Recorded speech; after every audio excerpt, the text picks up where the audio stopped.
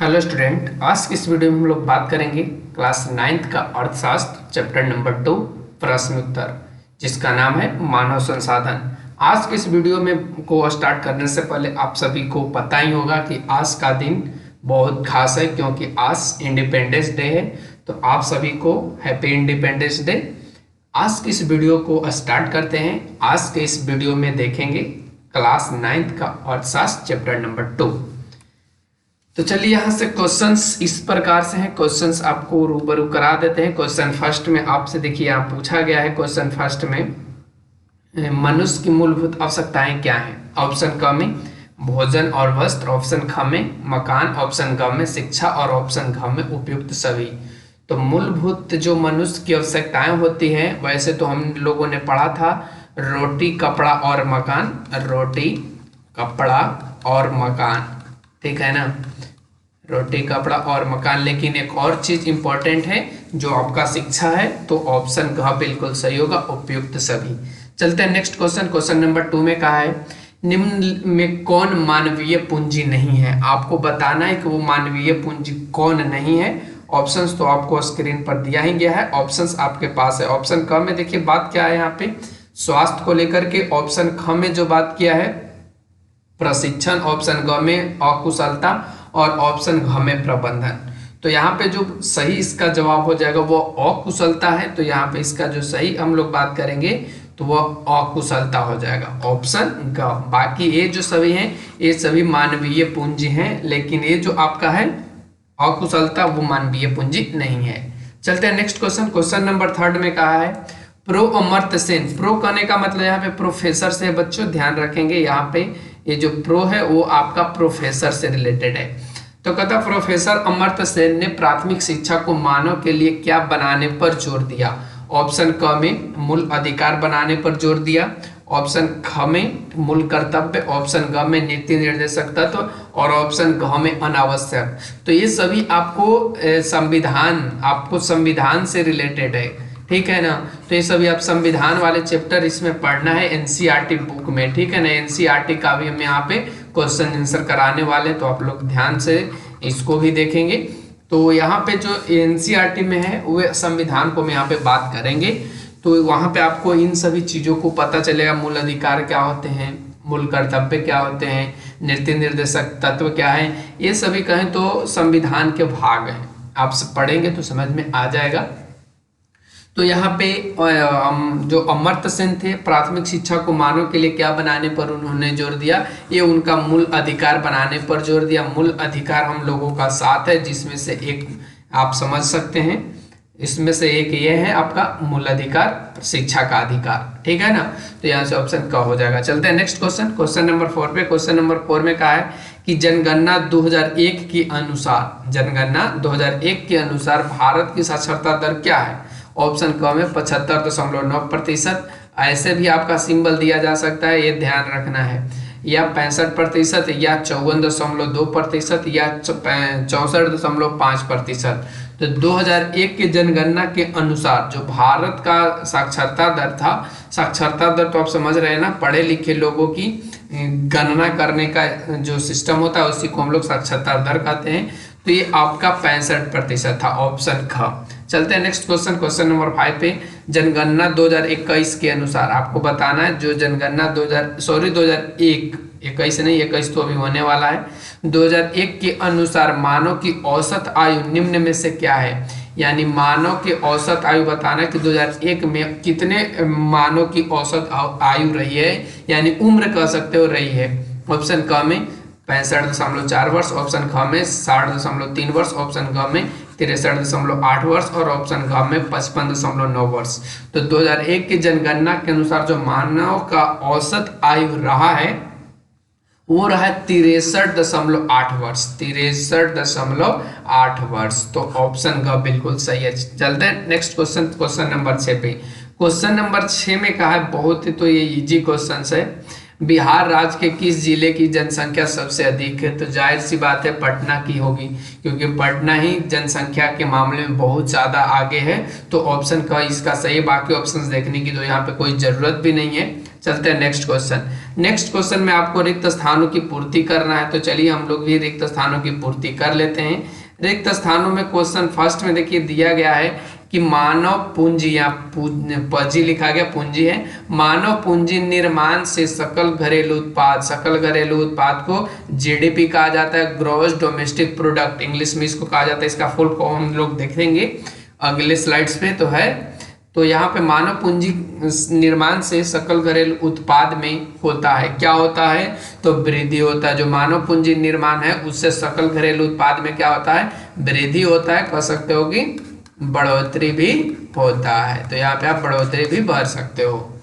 Question number second में कहा है कि खाली जगह संसाधन उत्पादन का सक्रिय साधन है। जो मानव है ना, मानव संसाधन उत्पादन का सबसे सक्रिय संसाधन है, तो ऑप्शन इसमें क्या भरा जाएगा, मानव।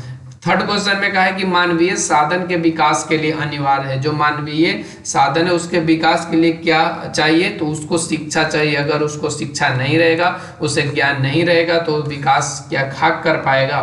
क्वेश्चन नंबर 4 पे चलते हैं। क्वेश्चन नंबर 4 में कहा है 2001 की जनगणना के अनुसार भारत की जनसंख्या कितना करोड़ था। तो 2001 के अनुसार जो भारत का जनसंख्या था वो 102 करोड़ 70 था, 102.70 करोड़ था। देख सकते हो। आज तो 2011 की बात करें तो 2011 में करीब 125 करोड़ के आसपास हो चुका था, और अब तो 2021 आने वाला है, तो समझ सकते हो 2021 में कितना पार कर चुका होगा। 150 करीब 150 करोड़ हो गया होगा भारत का जनसंख्या। चलिए क्वेश्चन नंबर 5 पे बात कर लेते हैं। क्वेश्चन नंबर 5 में कहा है कि 2001 की जनगणना के अनुसार सबसे कम साक्षरता वाला राज्य कौन है। ये राज्य बताना है, तो राज्य में तो सबसे कम साक्षरता वाला राज्य अपना ही राज्य आएगा, बिहार। तो ऑप्शन यहाँ पे क्या भरा जाएगा, खाली जगह में बिहार। चलिए क्वेश्चन नंबर 6 पे चलते हैं। क्वेश्चन नंबर 6 में कहा है कि बिहार में 2001 के जनगणना के अनुसार साक्षरता दर कितनी थी। तो जाहिर सी बात है कम है, तो इसका भी कम होगा, तो 47% इसका 2001 की जनगणना के अनुसार साक्षरता दर था, क्योंकि बिहार वाले दिमाग में बहुत तेज होते हैं, पढ़ने में तेज नहीं होते हैं। चलते हैं नेक्स्ट क्वेश्चन। लेकिन ये भी बात है कि बिहार के बहुत से युवा आपको मिल जाएंगे बहुत अच्छे पोजीशन पे, यानी कहें तो यूपीएससी में ज़्यादातर हम लोग यूपीएससी कहें तो आईएएस आईपीएस, ठीक है ना, इसमें ज़्यादातर आपको बिहार और यूपी के ही मिलेंगे, ठीक है ना, तो आप देख सकते हो। चलिए क्वेश्चन नंबर 3 पे। क्वेश्चन नंबर 3 में एक वाक्य में आपको उत्तर देना है। एक वाक्य में क्या उत्तर देना है, क्वेश्चन फर्स्ट का कि मानव संसाधन क्या है। तो हमने लिखा है कि मानव एक स्वयं संसाधन है जिसका अर्थ देश की कार्यशील और जनसंख्या का कौशल और योग्यताएं हैं। तो देख सकते हैं क्वेश्चन नंबर 2 में, यदि आप लोगों को पीडीएफ चाहिए तो ये डिस्क्रिप्शन में डाला हुआ रहेगा, आप वहां से इसको एक्सेस कर सकते हो। चलिए क्वेश्चन नंबर 2 में कहा है कि हमें मानव संसाधन में निवेश की आवश्यकता क्यों पड़ी।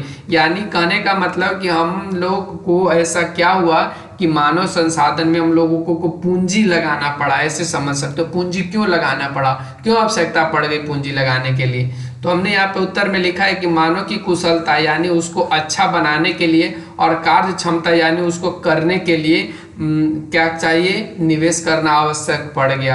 यानी मानव की कुशलता और कार्य क्षमता को बढ़ाने के लिए मानव संसाधन में निवेश की आवश्यकता होती है। जब तक आप उसको शिक्षा अच्छा नहीं दोगे तो कैसे जानेगा कि ये टेक्नोलॉजी है, कैसे जानेगा कि ये ऑनलाइन भी पढ़ाई होती है, कैसे जानेगा कि हम लोग ऐसे लिख सकते हैं, कैसे जानेगा कि ये कलर हम लोग डिजिटल पे भी या और भी तरीके से हम इसको एक्सेस कर सकते हैं। तो ये सभी उसके क्षमता के अनुसार होता है। और इसको क्या चाहिए, कार्य क्षमता को बढ़ाने के लिए आपको पूंजी करने होंगे, पैसे निवेश करने होंगे। चलिए नेक्स्ट क्वेश्चन। क्वेश्चन नंबर 3 में कहा है साक्षरता और शिक्षा में क्या अंतर है। तो बहुत बड़ा अंतर है भैया, क्योंकि साक्षरता आपको क्या दिखाएगा, ये आपको अक्षर का ज्ञान दिखाएगा, जबकि शिक्षा आपको विशेष प्रकार का ज्ञान अर्जन करवाएगा। तो देख सकते हैं इसका उत्तर। चलिए क्वेश्चन नंबर 4 में कहा है कि भौतिक एवं मानव पूंजी में 2 अंतर बताना है। यानी भौतिक क्या होता है, भौतिक पूंजी क्या है और मानव पूंजी क्या है। तो हम लोग बात करें तो मानव पूंजी एक सक्रिय साधन है, जबकि जो भौतिक पूंजी है ना वह निष्क्रिय, वो क्या है, निष्क्रिय साधन है। कहने का मतलब ये हमेशा मानव जो है वो हमेशा आपको सक्रिय रहेगा, लेकिन ये जो भौतिक पूंजी है इसमें सक्रिय नहीं रहेगा। इसको जब आप सक्रिय बनाओगे तब ये बनेगा। चलिए क्वेश्चन नंबर क्वेश्चन नहीं, इसका अंतर 2 में बात कर लेते हैं। अंतर 2 में हमने लिखा है कि मानव पूंजी अमूर्त होती है। मूर्त मतलब, अमूर्त मतलब मूर्त और अमूर्त का मतलब क्या होता है, यानी मूर्ति जैसे समझ सकते हो। मानव पूंजी अमूर्त होती है, जिसे बाजार में बेचा नहीं जा सकता, हम लोग को बेचा नहीं जा सकता। लेकिन जो भौतिक पूंजी होती है ना, जो भौतिक पूंजी होती है उसको हम लोग बाजार में ले जा सकते हैं, बेच भी सकते हैं। ये होता है मानव पूंजी और भौतिक पूंजी में डिफरेंस। अब नेक्स्ट आपको ऐसे भी आप यहाँ पे लिख सकते थे, एक तरफ आप क्या कर लोगे, एक तरफ आप लिख लोगे मानव पूंजी, ठीक है ना, मानव पूंजी, और एक तरफ आप क्या लिख लोगे, भौतिक पूंजी, भौतिक पूंजी। तो इस तरीके से आप इसमें भी डिफरेंस कर सकते हो। एक मानव में लिखोगे, वैसे तो आपको बुक में भी दिया गया है इस तरीके से करके, तो आप उसको भी देख करके कर सकते हो। चलिए क्वेश्चन नंबर 5 में, क्वेश्चन नंबर 5 में कहा है कि विश्व की जनसंख्या की दृष्टि से भारत का स्थान क्या है। तो जाहिर सी बात है, ये चाइना के बाद दूसरे नंबर पे है। फर्स्ट में आपका क्या है, चीन है, और सेकंड में अपना भारत है। तो यहाँ पे भारत हमने लिख दिया है। चलिए क्वेश्चन नंबर 6 में कहा है जन्म दर क्या होता है। जन्म दर क्या होता है, तो जन्म लेने की जो पद्धति होती है उसी को हम लोग जन्म दर कहते हैं। तो उत्तर में हमने क्या लिखा है कि किसी देश या क्षेत्र में प्रति 1000 व्यक्तियों पर एक वर्ष में जन्मे जीवित बच्चों की संख्या को जन्म दर कहते हैं। यानी एक वर्ष के अंतर्गत जो बच्चा जन्म लिया है और उसके बाद वो जीवित है, तो उसी को हम लोग जन्म दर कहते हैं। मृत्यु दर क्या होता है, यही चीज होता है मृत्यु दर। एक में एक वर्ष में क्या हो जाएगा, जो मृत्यु हुए बच्चे की संख्या, उसको हम लोग क्या कहेंगे, मृत्यु दर। ये भी क्वेश्चन है आपका।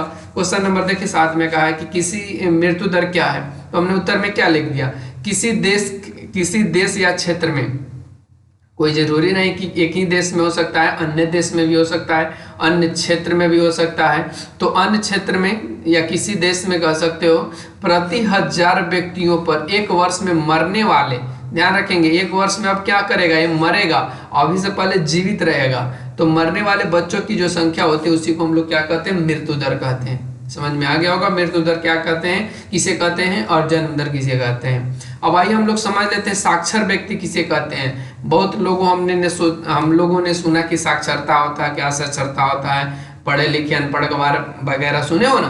तो यहाँ पे एक साक्षर क्या वर्ड है, साक्षर का मतलब क्या होता है, तो ये समझ लेते हैं। तो साक्षर क्या होता है ना, कि यदि कोई व्यक्ति किसी भाषा को समझ ले, यदि कोई व्यक्ति किसी भाषा को समझ ले और साथ साथ उस भाषा को लिख और पढ़ ले, उस भाषा को लिख और पढ़ ले, तो वह व्यक्ति को हम लोग साक्षर कहते हैं। तो हमने यहाँ भी लिखा है कि यदि कोई व्यक्ति किसी भाषा को समझने के साथ साथ उस भाषा को लिखना पढ़ना भी जानता हो, तो वह व्यक्ति क्या कहलाएगा, साक्षर कहलाएगा। चलते हैं क्वेश्चन नंबर 9 पे। क्वेश्चन नंबर 9 में कहा है कि प्रारंभिक, जिसको हम लोग प्राइमरी भी कहते हैं, प्रारंभिक जिसको हम लोग प्राइमरी भी कहते हैं। तो यहाँ पे कहा है कि प्रारंभिक शिक्षा क्या है, यानी प्राइमरी जो शिक्षा एजुकेशनल है वो क्या है। तो चलिए हमने बता दिया है कि 6 वर्ष के पश्चात, यानी आपका उम्र 6 से 14, ऐसे कह सकते हो 6 से 14, ये तो आपका संविधान में भी अधिकार है। यदि आपके पिता या माता इस अधिकार को हनन करते हैं तो आप क्या कर सकते हो, आप जा कर के थाना या जो भी आपके अगल बगल के पुलिस अधिकारी हैं उसके पास जाके तुम कंप्लेन कर सकते हो कि देखो भाई मेरे माता पिता पढ़ाना नहीं चाहते, हमसे काम करवाना चाहते हैं। तो इस पे सरकार तुरंत एक्शन लेगा, क्योंकि ये तुम्हारे पास अधिकार है 6 से लेकर 14 वर्ष तक। तो कह रहा है कि 6 वर्ष के पश्चात 11 वर्ष तक, या कहीं कहीं 14 वर्ष तक भी होता है, ध्यान रखेंगे। शिक्षा को प्रारंभिक शिक्षा या इसको प्राइमरी एजुकेशन या एलिमेंट्री एजुकेशन या बाल शिक्षा या चाइल्ड एजुकेशन के नाम से जानते हैं। ये कब से कब तक, 6 से 14 वर्ष या 6 से 11-12 वर्ष तक, ठीक है ना। तो आप इसको पीडीएफ के माध्यम से भी लिख सकते हो। चलिए क्वेश्चन नंबर 10 में कहा है कि पेशेवर शिक्षा क्या है। पेशेवर शिक्षा की बात कर रहा है, तो हमने उत्तर लिया किसी खास कार्य के लिए विशेष तकनीकी ज्ञान प्राप्ति करना पेशेवर शिक्षा। जैसे आपने मान लिया कि एमटेक किया, ठीक है ना, या बीटेक किया, या आपने बीसीए करा या एमसीए करा या और भी टेक्निकल डिग्री किया, तो इन सभी का उद्देश्य क्या होता है, किसी कार्य को करने के लिए आप उद्देश्य से करते हैं। जैसे किसी ने होटल मैनेजमेंट किया तो उसका क्या होता है टारगेट, कि हम भैया अच्छे अच्छे खाना बना करके रेस्टोरेंट वगैरह या जो भी चीज़ें उसमें हम अपना कम अपना क्या करेंगे, दुकान खोलेंगे या अन्य चीज किसी को कम किसी के यहाँ काम भी कर सकते हैं जिससे हमको अच्छा वेतन मिले। तो ये सभी क्या है, पेशेवर शिक्षा है, यानी कि पेशा से रिलेटेड जो हम लोग पढ़ाई करते हैं उसी को पेशेवर शिक्षा कहा जाता है। चलिए क्वेश्चन नंबर आगे बढ़ते हैं। क्वेश्चन नंबर में अगला जो है वह कहा है कि आपको क्या करना है, जो संक्षिप्त रूप दिए गए यानी शॉर्टकट दिए गए उसको आप पूरा लिखेंगे। तो यहाँ पे जीडीपी, सबसे पहले जीडीपी है। जीडीपी का मतलब होता है ग्रॉस डोमेस्टिक प्रोडक्ट। हिंदी में बात करें तो कहीं कहीं आपको ये लिखल मिलेगा सकल घरेलू उत्पाद, सकल घरेलू उत्पाद, ठीक है ना, और कहीं कहीं लिखल मिलेगा कुल गृह उत्पादन। तो आप इस पे ध्यान रखेंगे।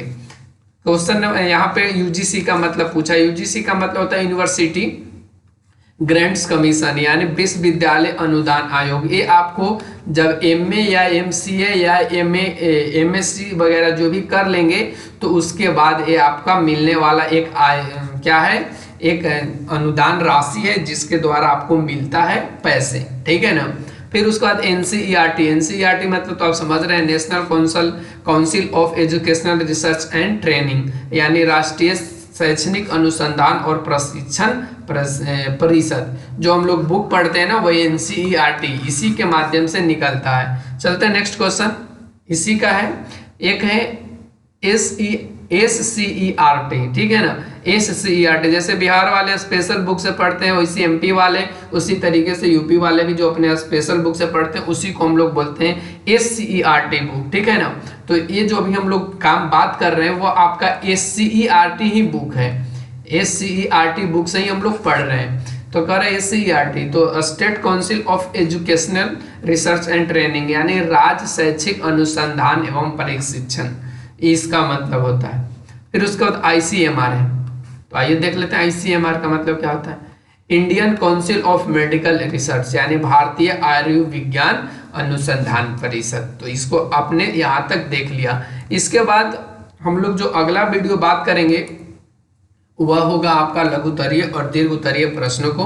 अगर ये चीज़ आपको पसंद आ रहा है तो आपको इसको लाइक करने हैं, अगर किसी दूसरे के लिए आप इम्पोर्टेंट समझ रहे हैं तो उसको शेयर कर दें। यदि आप चैनल पे नए हो तो सब्सक्राइब भी कर लो, और साथ में भैया बेल घंटा का आइकन जरूर दबा देना। यहाँ पे आपको घंटा का जो आइकन मिलेगा उसको दबा देना, ठीक है ना, ताकि आपको यहाँ से जब भी वीडियो अपलोड करें तो नोटिफिकेशन मिल सके। तो आज के लिए बस इतना ही, फिर मिलते हैं अगले वीडियो में अगले कंटेंट के साथ। Thanks for watching, take care, bye bye.